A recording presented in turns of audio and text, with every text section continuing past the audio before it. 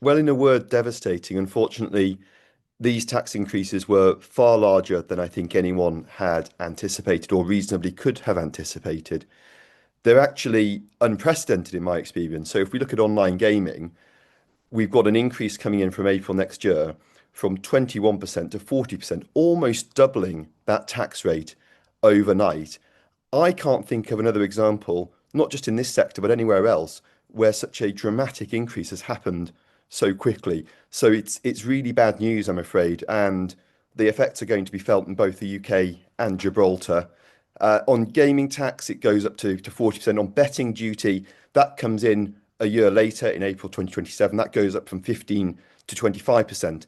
Again, a really dramatic increase and really disappointing that this is the outcome because the amount of work that's been done by different people, whether that's individual businesses, trade associations, the government of Gibraltar, Minister Feetham in particular, everyone has made the case loud and clear to the UK Treasury and the UK government of what the consequences will now be of these dramatic increases. So it's sorely disappointing, to say the least, that it's turned out this way. The UK Chancellor is facing accusations that she deliberately misled the public because, in fact, the OBR figures stated that far from being a big black hole, there was a surplus. Um, how does that make you feel, knowing that it was a choice that was made rather than made because of the need to fill in a big hole, which is what people thought originally? Yes, I mean, difficult to know what's been going on with this budget process and the fallout that you just described. It's all quite bizarre in my opinion. Whether that's right or wrong, whether there was misleading information or not, what I take away from the situation is that the significant tax increases we've seen for betting and gaming are motivated really by internal UK politics, internal UK Labour Party politics, rather than any kind of sound economic policy or tax policy. Because, as you say, it now emerges that it might not have been necessary to, from an economic and fiscal perspective, to increase taxes quite so dramatically as they have.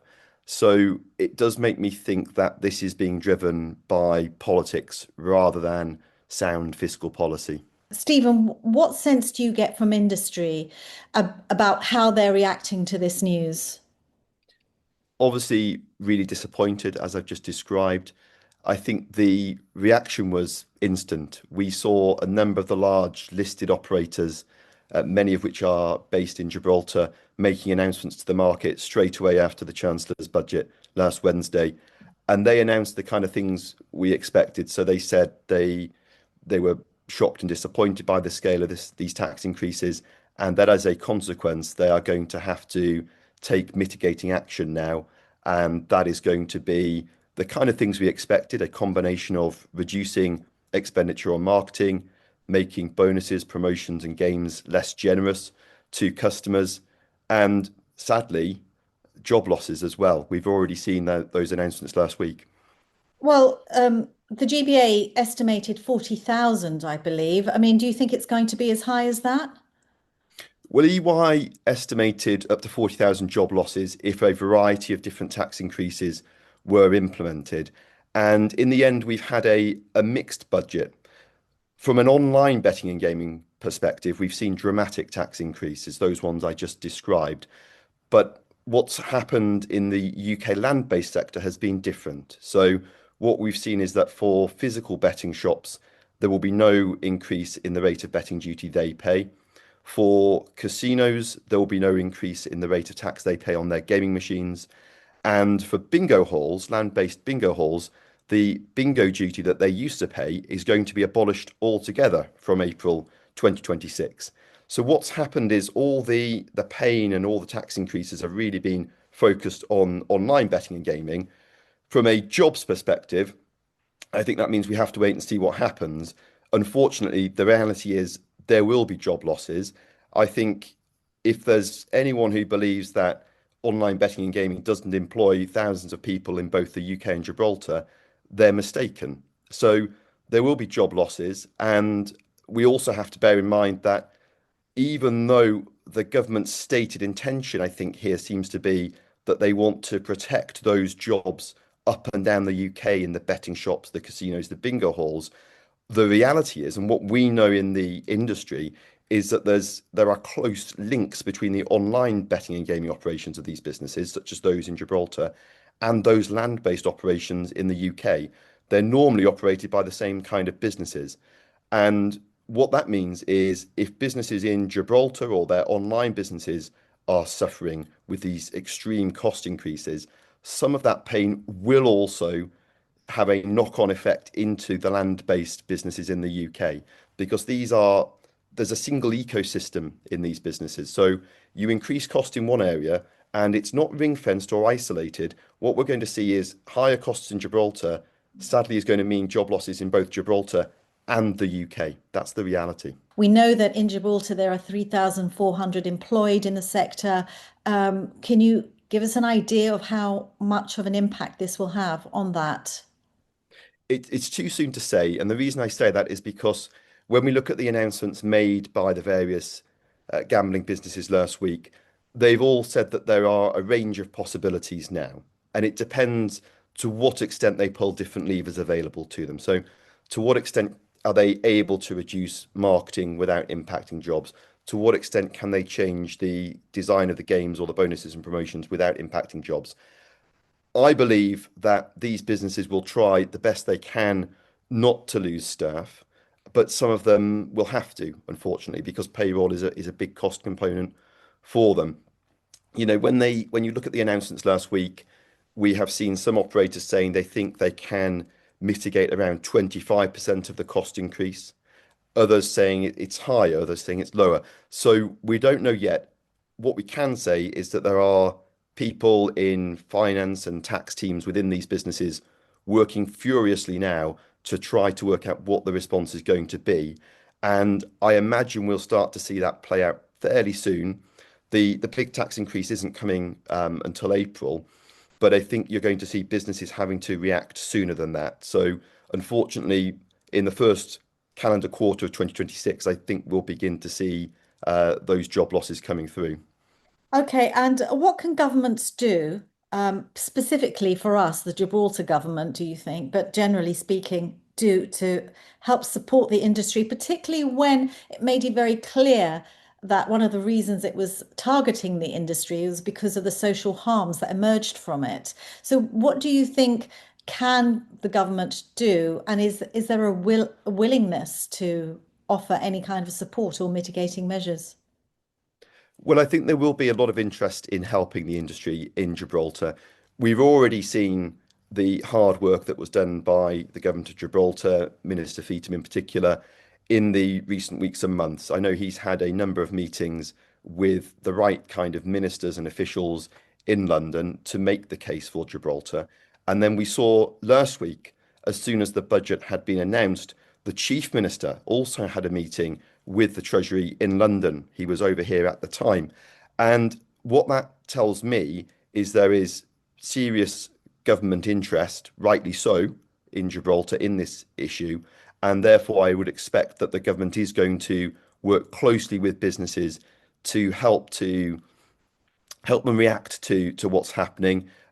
They are going to have to adapt, but I think we already see indications that the government in Gibraltar wants to work with businesses on this issue. I saw the statement by Minister Feetham that he made in the Gibraltar Parliament on Monday, and there were already, I think, indications in there that the government, one, recognises just how significant this sector is in Gibraltar and how tricky it would be to change it overnight. But two, that tells me that there is a great desire to assist businesses. I think what we'd like to see, and which I think is probably already taking place, is that level of engagement between the government in Gibraltar and the businesses and employers in Gibraltar, because frankly, we're all in it together. We know how significant this sector is for Gibraltar. It's in everyone's interests to work really closely together to help these businesses to get through this period and to come out of it as best they can. Yeah, well, I'd like to think long term about what this means for the sector in Gibraltar. I mean, it's obviously been a major sector here, driving the economy forward, 30% of GDP. But do you think this is the beginning of the end? Is the sector now going to shrink? Will it start to lose that dominance in the future? I think in the short term, we're likely to see some shrinkage. As I say, things like job losses, reduction in expenditure by these businesses. But that's short term. I think medium term, longer term, I expect that businesses will adapt and they'll adapt in such a way that the sector will carry on, but in a different shape. The most obvious way they are probably going to adapt is by looking at options to serve customers outside the UK. The reality is, with these tax increases that have been announced last week, the UK online betting and gaming market now becomes quite uncompetitive. It becomes quite unattractive from a business and investment perspective because we're talking now about the UK having amongst the highest tax rates for online betting and gaming in the world. Um, but I think what you can see happening probably in Gibraltar is businesses there, of course, have the ability to serve markets outside the UK. And that's something they're going to have to do because we know that the Gibraltar betting and gaming sector has always been very, very closely aligned with the UK, and the UK has accounted for a huge proportion of the activity in Gibraltar. Those businesses will now have to pivot into new markets. I don't think they'll exit the UK, but I think they are always making rational decisions about where they're going to have the best return on investment, which markets are the most attractive for them to grow in and make a profit in. And unfortunately, the UK has now moved down the list. Do you think it's a question of changing strategy to survive? It's not a question of, this is the beginning of the end of the sector. You think the sector can survive this?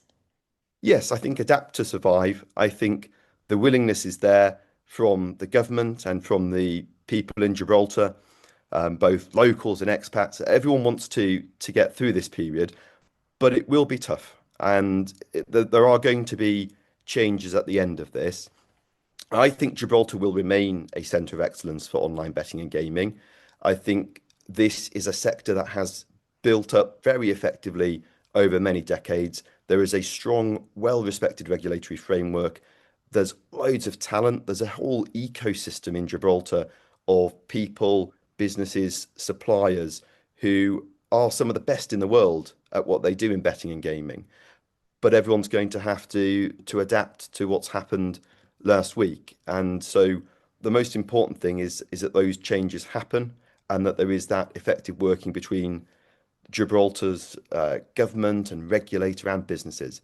But the great thing about a place like Gibraltar is that there has always been a really good, close, effective working relationship between government, the regulator, and businesses. And so I think that means Gibraltar is actually very well placed to come out of the other side of this. And some of the jurisdictions you probably don't have such a great working relationship. I think that is very much going to help. And that's why I think we will see the sector survive, but in a different shape.